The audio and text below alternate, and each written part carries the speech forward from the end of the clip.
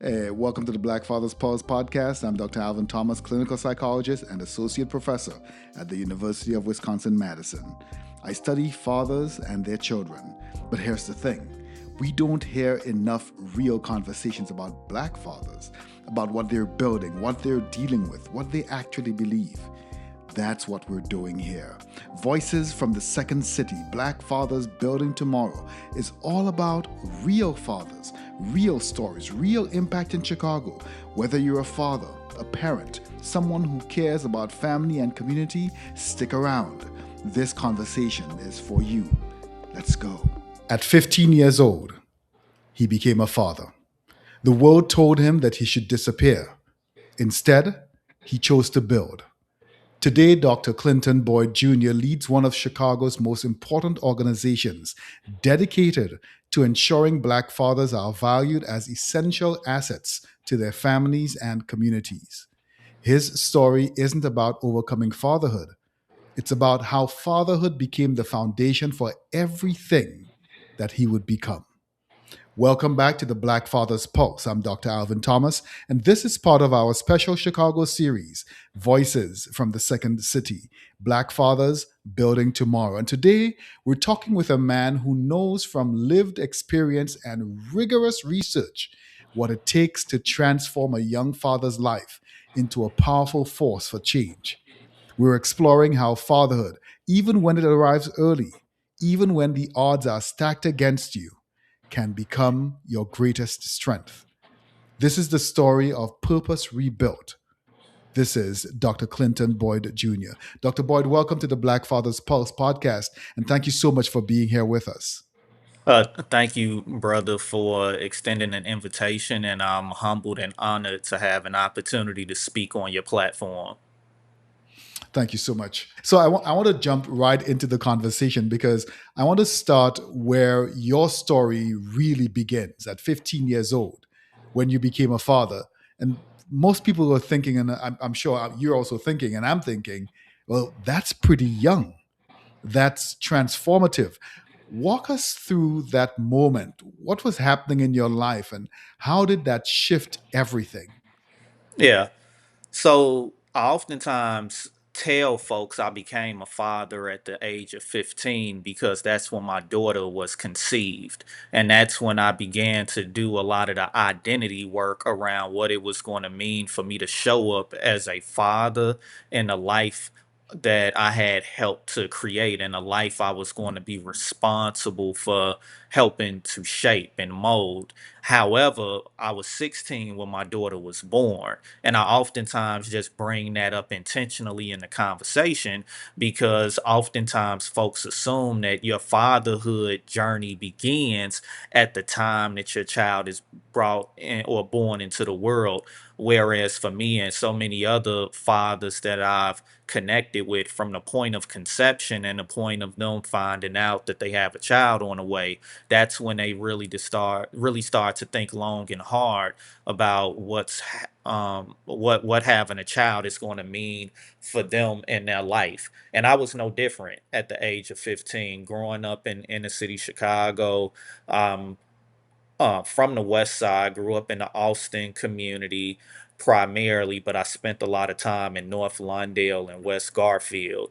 And we're talking about the early 2000s. It was a lot happening within the city. It was a lot of things that I was exposed to that, quite frankly, robs children of their innocence when you're going Mm-hmm. out into a world that is ripe with injustice, and that injustice produces material consequences that make it hard for the sunlight of justice to come through the clouds and bring forth all of the prosperity that's associated with living in a just society.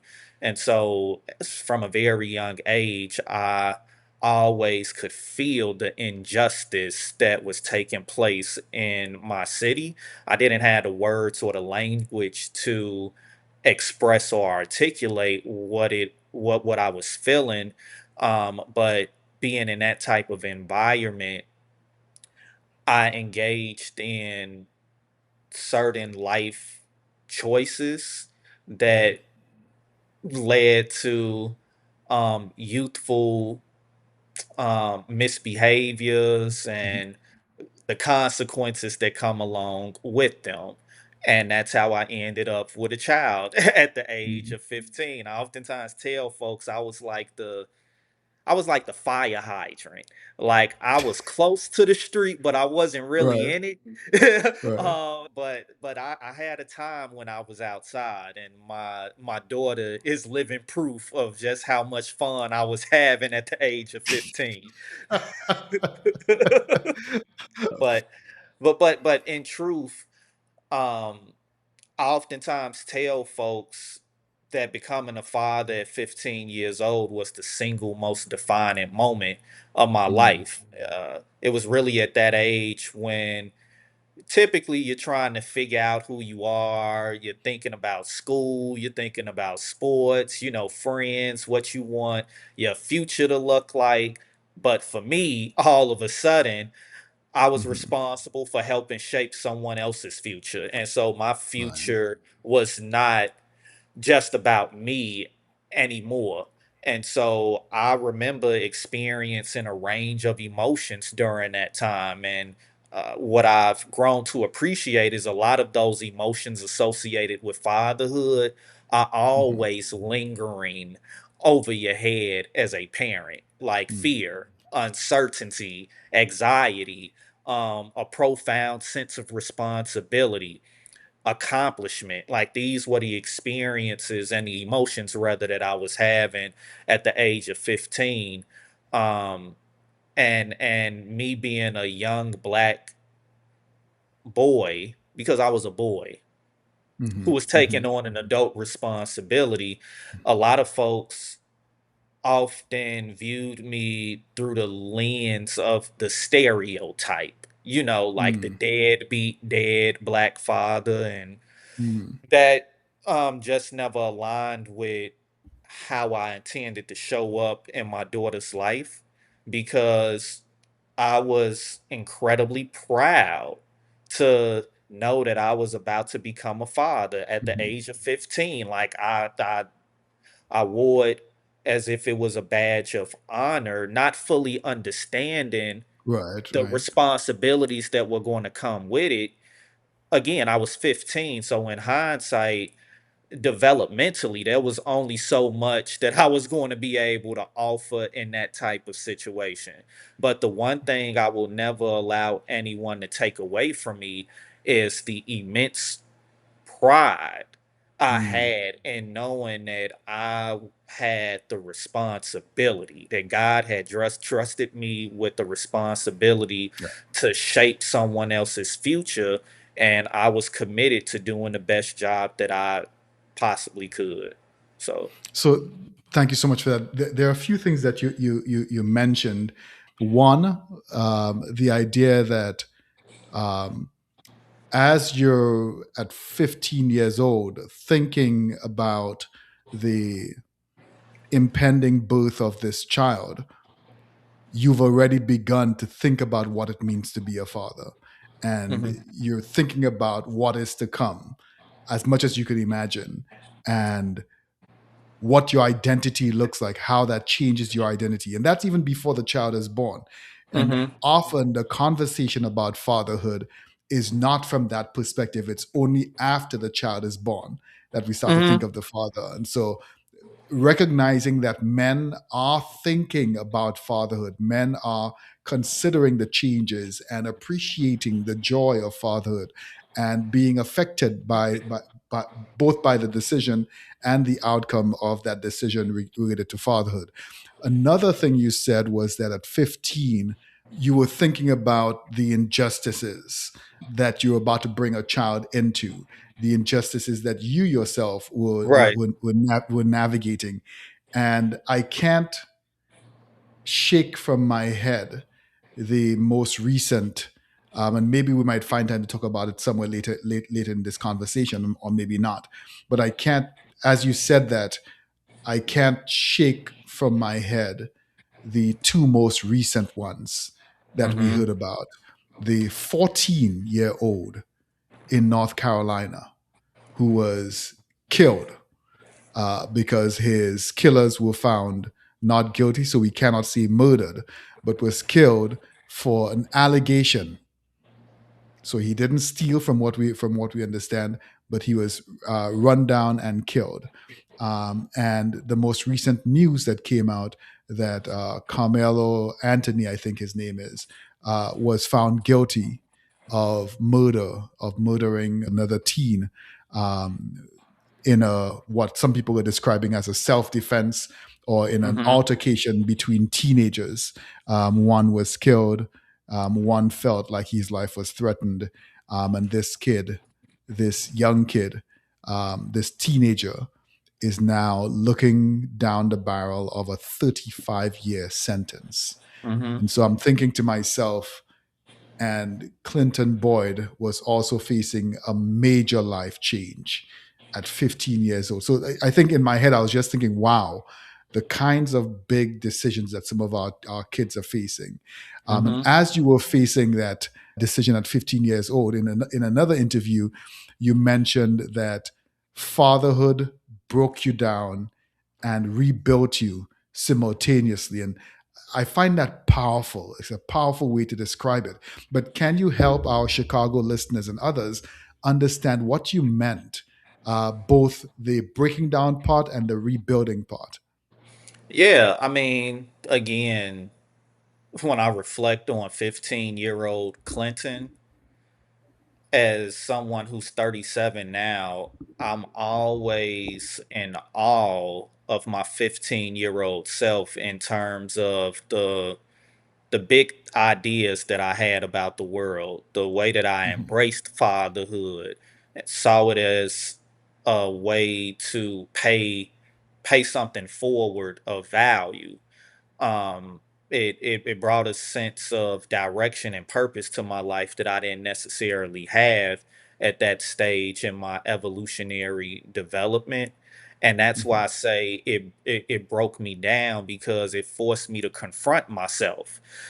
It forced me to confront my future in a way that suggested I'm not just living for me anymore. I'm living mm, for me and mine. And mine is my daughter, who I helped to create and bring into this world.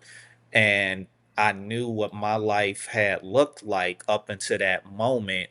I again had very big feelings and big mm-hmm, thoughts about the world as it was, and I knew deep within me that there's another world that has to come into existence that's going to move this one out, because mm, of all of the inequities that permeate the society. And so I was thinking about what is going to be my role and my responsibility to my daughter to leave her a better world. The rebuilding part was really it really happened because fatherhood demanded a different version of me. It, mm, like, simply put, it required me to be more disciplined, more intentional, more resilient, more accountable. It was going to force me and was forcing me how to love differently and love mm, better, because there's this element of emotional vulnerability that's associated with parenthood in yeah. general and fatherhood specifically. Especially if you think about the way that young boys are socialized within this Mm-hmm, society in terms of how to show up in the world based upon these societal expectations that are thrust mm-hmm, upon us. For me, I've always taken a chance to let my daughter express to her, show her I love her, not just through mm-hmm, words, but through actions. And in the environment that I grew up in, showing that level of emotional vulnerability comes at a cost, right? Like, a real one. So again, fatherhood was just teaching me these lessons about growth, and evolution and Mm, about selflessness. It was teaching me about discipline and playing the long game and mm, making sure that I don't put myself or my family in any compromising positions. Like this is these are the thoughts that I'm having as a young right. father, and this is what allowed me to navigate my way through Chicago to the point where I received and continue to receive a great deal of respect from my peers who I grew up with because they admire Mm, my willingness and ability to be not only a stand-up father, but someone who's striving to be a stand-up man in the context of the work that I'm doing at Fathers, Families, and mhm. Healthy Communities. And so I never separate the personal from the professional. If anything, I just say that this is my divine 100%. calling Yeah. and I'm fulfilled in the work that I'm doing, and that's what matters more than anything else. So I think the thing that strikes me most about your journey is that you didn't just survive becoming a young father. He's a Hmm. young father. He didn't fail. That's great. You moved beyond that. Right. You shattered all of the negative expectations, the stereotypical expectations. You went to college. You earned a master's degree. You became a PhD. You became a researcher, a scholar, an advocate.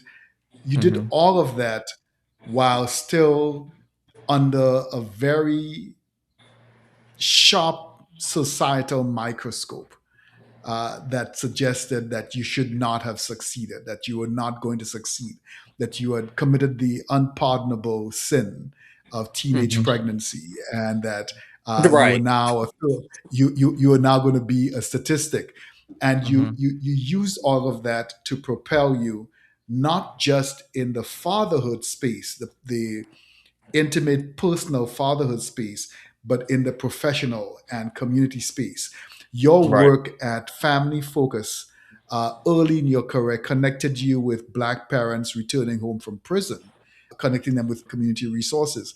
And that's significant work, but it also shaped your understanding of what Black fathers in Chicago were actually facing. What did you learn in those 2 years that changed how you think about fatherhood today? Great question.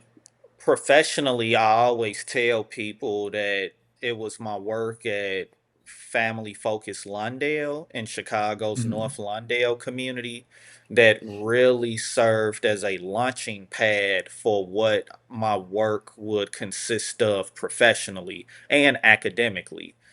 mhm, So Family Focus Lawndale is a family support service organization that's based in the North Lawndale community in Chicago. And at the time, while I was in my master's program, I was the peer support group specialist for our Mission Me and Fatherhood group. And so we had a partnership with the Safer Foundation at the time, who had adult transition centers in the North Lawndale community. A lot of the men who were coming into those facilities were also fathers. And so we had forged a strategic relationship with the Safer Foundation, and we were working directly with these brothers, largely brothers, but not exclusively brothers, who were coming mhm, home from prison after being away for 10, 15, 20, 30 years, mhm, overwhelmingly because of nonviolent drug offenses, right? mhm, And this was back in 2011 when I was doing this work to 2013. And so we hadn't even got into a place societally where we had started this like decarceration, mhm, movement. Like this was on the heels of Michelle Alexander's The New Jim Crow. mhm. Right, You right, know, so like the right, conversation was just now starting to shift in a major way when I was right. doing this work. But up close and personal, I'm looking at all of these men come through the doors of our organization with the same stories of Mhm, tribulations, but also some mhm, triumphs. but Right. so many of them were beat down emotionally, Yeah. financially, physically, spiritually, where you could feel the lack of hope Hmm. within them Hmm. whenever they talked about their life circumstances. Right. And this is when I was becoming acquainted with a lot of scholarship, such as William Julius Wilson's when work disappears. I read that for the first time when I was in my master's program. Reading Michelle Alexander's The New Jim Crow. Got introduced at this time to W.E.B. Du Bois and his writings. I hadn't really set with his scholarship thoroughly at that point, but what I was picking up was speaking to my intellectual curiosity. But I'm reading this scholarship and then I'm looking at my community and I'm looking at the Right. men in my community. And it was in that moment when I was like, this is beyond personal responsibility. This has much more to do with irresponsible policies that are Mm. having a deleterious, disproportionate negative impact on black and brown and poor people in our Mhm. society. And I ultimately decided that I wanted to study the topic more so I can support my people from a place of wisdom, knowledge, and intelligence. And that's what ultimately led me to pursue my PhD. And I landed at Georgia State University in Atlanta for about 6 years and immediately afterwards transitioned to the Cook Center at Duke Mhm. University for my postdoc. Even beyond that, you've been named an Aspen Fellow. You're a researcher in Chapin Hall. You're a Prevent Child Abuse America board member, nationally recognized for the work that you're doing. And yet you continued specifically in the Chicago neighborhoods that you grew up with, in the city that you grew up in, the state that you grew up in. I think a through thread, a continuous story that really excites me about the work that you're doing is what you've shared publicly. And I think you've shared a little bit about it today, that you're fundamentally strengths based. You don't lead with Mhm. what Black fathers lack, you lead with what they bring. You talk about them as assets to their families and communities. And to me, that is a critical reframe. Where does that reframe come for you? Nah, I mean, first and foremost, my father. Mm. He's somebody who has played a central role in my life, throughout my life, in every season of my life. My father has been able to offer me something very special. He's a man who's perfectly imperfect, like all of Mhm. us, but he's a man who loves deeply, and I've reaped the benefits of his love throughout my life. And Mhm. so, having that type of example in front of me day in and day out has always served as a blueprint or a model for what fatherhood in general should look like, Mhm. but also for what black fatherhood is in this country.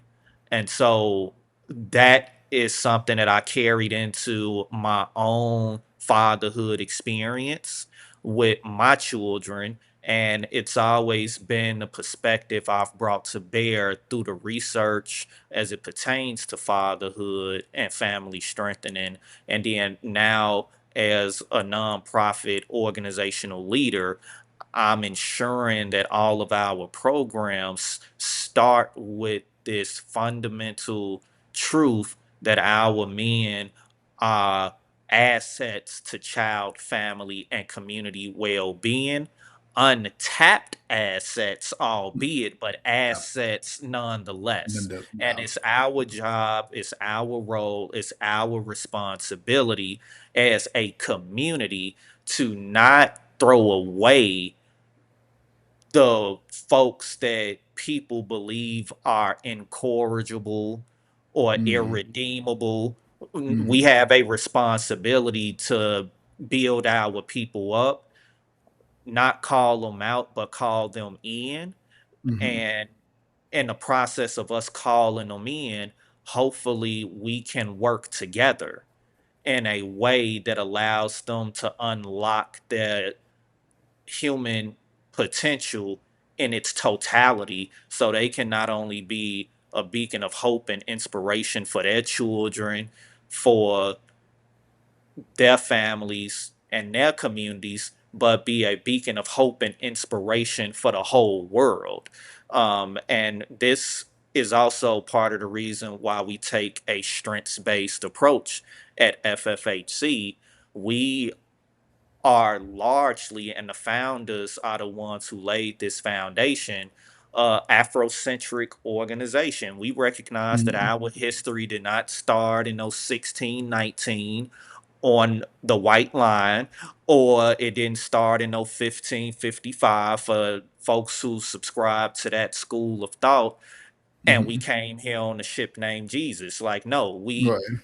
we come from a continent that has given civilization to the world. Right? And so, like, when you know that history and you are connected to your people in that way, and you see the majestic beauty in our ancestral lineage, there's a Mm-hmm. degree of Mm-hmm. self confidence that you have, because that self confidence is rooted in the proper education of self. When you know who you are and whose you are, you don't allow anybody outside of your community to come into your community and dictate to you what's best for your community. Like, that's just a non-starter, because I know who I am. I know who you try and tell me I am, Right. but but no, that's not me, and that's not my people. And so again, that's the perspective that we operate from within FFHC. And let me calm down a little bit because I feel myself getting fired up. Yeah, I love it. So I'm going to hope that I can stoke that fire a little bit more. But so you've worked in Chicago. You know the neighborhoods. You've run some of these neighborhoods as a fire hydrant. You, Right, right, you mentioned right. earlier. You know the fathers. You know the stories. You know the challenges: housing instability, over policing, economic barriers, limited access to structural supports, feeling of being pressed down, oppressed, hopelessness. All of those are real, everyday experiences for fathers. That sometimes the policies, the blind policies, the colorblind, the historically blind policies. Let me calm down. Historically blind policies choose not to see. Hmm. What are you witnessing on the ground? What does real fatherhood in Chicago look like when we strip away all of the statistics and the policies and just look at a man and his child or children and family? Well, in the context of the work we're doing at Fathers, Families, and Healthy Communities, what I witness every day is extraordinary commitment. I Mm, see fathers who are navigating obstacles that would overwhelm most people, and they're still finding ways to show up for their children. I see fathers, taking multiple buses across the city to get mm, to work, to get to their children's medical appointments and dental visits. I see fathers that's rebuilding relationships after incarceration. I see mm, fathers supporting children across multiple households, mm, while also navigating their child support obligations, mhm, mhm, employment challenges that they may have, and oftentimes, unfortunately, housing instability and insecurity. Um, mm, I I see fathers who may have every reason to disengage. They still choose to show up in ways that make sense to them. even if others can't fully appreciate the motivation behind some of their conscious parenting decisions, it doesn't Hmm. change the fact that the fathers still have their children on their mind, right? Mm. And there's still something to be said about a father making mental space for his child or his children or his family to be present, because this society will make you believe that we don't have those type of thoughts, Yes. nor do we Yes. possess the capability to Yes. hold them. And Yes. so, too Yes. often, conversations about Black fathers begin with what's wrong with them, opposed to Yes. like what's working, and that Yeah. really hasn't been how I've thought about this this work. And so again, when I just think about fatherhood in Chicago, I don't always think about the statistics. I think Yeah. about sacrifice. I think about Mm. persistence. I think about men who are continuing to show up despite Hmm. the systemic and structural barriers that were and continue to be purposely erected. And Mm. that's a conversation that we have to have much more intentionally, given the socio political, geopolitical Mm. environment that we're operating within in this moment. No, that is powerful. I mean, a person could oversimplify it and reduce it to a dehumanization of a particular group. Hmm. The suggestion, the assumption that these people are just not interested in their children, are just not going to be good fathers, and the family is not missing anything, the child is not missing anything. And then, of course, turn around and demonize the mother who is struggling to do it by herself because of the kinds of policies that have been enacted. Um, but from all of the stories I keep hearing on this podcast, and there are a few that are coming up that are doozies, and from yours, what I'm hearing is men who are having children and are saying, "I am committed to being here, regardless of what it costs me, Right. personally and otherwise. So I am showing up with a smile on my face and a gift or the provisions for my child, but I don't know what I'm going to be eating. And I don't know my own physical health status, but my child is Hmm. going to see that doctor. I don't know what's going to Right. happen to me tomorrow. I feel like nothing is happening that is positive in my life except for my child, and Hmm. I'm carrying all of that, and nobody seems to care that I'm carrying all of that. And I don't want somebody to throw a parade for me either, but Right. I want it to be known that I am here doing what I should be doing as a man, as a father, that I'm here doing it. What would you say, as we kind of start pulling this to a close, what would Hmm. you say to a young father in Chicago right now, or any father in Chicago right now? Maybe someone who is listening to this, who became a father at a young age, who doesn't have all of the structural supports, who may not have grown up with their father, but who's trying to figure out how to be present and to provide short term, medium term, long term for their child. What do you want that father to know? That they matter, they're Mm. valued, and they're valuable. They're Mm. valued by, they first have to be valued by themselves. So this is what Mm. self-love, self-respect, Mhm. self-knowledge comes more clearly into the picture. Because when you know who you are and you know the type of man you're striving to be, the type of father you're striving to be, and you develop and create a roadmap for your life that Hmm. is steeped in positivity and Hmm. steeped in righteousness, you will always have the opportunity to grow, evolve, blossom into who God intended you to become.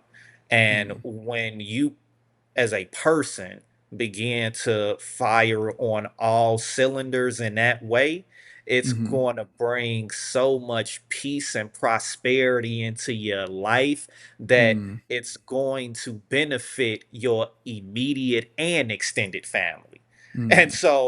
so if there's anything that I could share with a father out there, young, older, black, white, Latino, whatever the case may be, but especially black fathers, know Hmm. that you matter.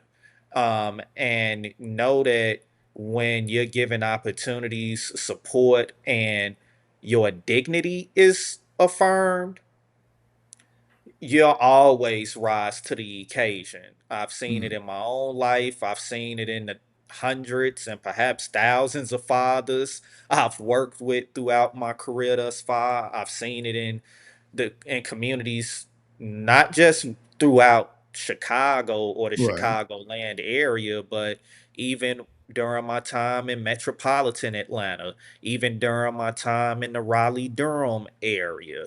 I've seen it in so many spaces and places that the fathers will rise to the occasion when they're properly supported.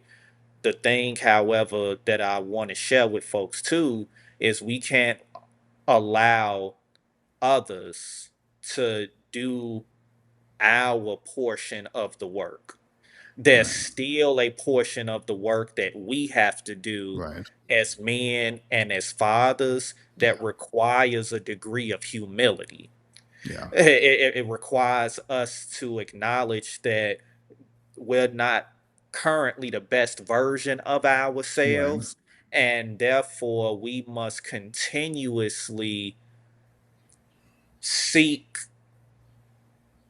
truth and allow truth to bring forth the light of understanding into Yeah. our eyes and our lives so we can then move our families and our communities forward in a way that commands and demands power, Yeah. self respect, and self dignity. And our humanity will be affirmed immediately Hmm. afterwards because we'll be in charge of our own destiny. Uh, Hmm. uh, Nobody from the outside will be dictating to us what's best for our families, what's best for our communities. Just thinking about that whole dehumanization Hmm. comment that you made earlier, if we're truthful about the matter, when you examine the foundational documents of this country, it can be the original U.S. Constitution, Hmm. it could be Hmm. the Declaration of Independence. The folks who crafted and created those documents, they clearly saw us through a very unique lens. And when you examine that unique lens, it's obvious to me that they didn't have any plans on affirming our humanity. Right. Right. Right. And so again, when I think about where we're at today, it's unfortunate, but it's not unsurprising. I appreciate everything that you said. Um, I want to take you back to 16-year-old Clinton Boyd Jr. You're with your daughter, and I want you to remember the first time she looked at you and you could tell that she could see you. I want you to tell us what it felt like, what you experienced the first time she reached out and grabbed your finger And I know these little people they're really strong. When they grab your finger, they grab it like Hmm. like there's no tomorrow. What did that feel like when she first grabbed your finger and she looked into your eyes? Um, Unspeakable joy. Hmm. It was surreal in so many ways to see a child be born that I helped to create, Hmm. and to know that she immediately became a part of my legacy. Hmm. Um, it is to me one of the greatest gifts that I can offer the world. That's how I think of Hmm. my children. Like, Right. despite everything that I may do professionally, academically, to support others, to uplift the community, my greatest work of all will always be me personally engaging in the act of fathering with my children, because the goal is for them to go further than me in life. Hmm. And in order to do so, I need to be present in particular ways. I have to teach specific lessons. I have Right. to model myself in very unique ways in order for them to feel as if they're getting or reaping the benefits of me being their father. And so when I think back to when my daughter was first born, when my son was first born, me holding them for the first time, Hmm. I just go back to unspeakable joy, and then the immense responsibility that comes along with Hmm. making sure I, I'm a good shepherd. Yeah. Yeah. Thank you so much. Dr. Clinton Yeah, no Boyd problem. Jr., thank you. Thank you so much. Your work, your mission, your lived example, it matters. It's changing how we think about Black fathers and Black fatherhood in Chicago and beyond. And for listeners who want to connect with Dr. Boyd's work to learn more about fathers, families, and healthy communities, to get involved or support the mission, we'll have all of those links in our show notes. And you can find FFHC at ffhc.org. This has been the Black Fathers Pulse, and I'm Dr. Alvin Thomas. We are part of a special Chicago series, Voices from the Second City, Black Fathers Building Tomorrow, made possible by the generous support of the Field Foundation. If you've been moved by this conversation, if Dr. Boyd's journey or his work resonates with you, please share this episode. Tag us on social media. Let us know what fatherhood means to you, because these conversations, these real, honest, strength centered conversations about what it means to father and be fathered in Chicago, they matter. They change narratives, they build community, they inspire the next generation. Thank you for listening, and we'll see you next week for another voice of the Second City. Man, I love these conversations. If this episode hits you, if you want more, follow us. Share this with someone who needs to hear it. Let's build this community together. The Chicago series of the Black Fathers Pulse is made possible by the generous support of the Field Foundation. Music by Micaiah De Silva. Opinions shared on this podcast are those of the host or the guest and are in no way affiliated with the universities of Wisconsin. New episodes drop every other week. You don't want to miss the next voice. Until then, take care of yourself and the people you love. This is the Black Fathers Pulse.